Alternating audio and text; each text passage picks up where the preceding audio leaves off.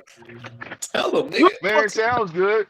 Tell them That sounds real good that you guys are gonna fight right now and do all that stuff. That sounds real good that you guys are gonna be able to make your own. You can say it sounds good all you guys want. aren't your own bosses.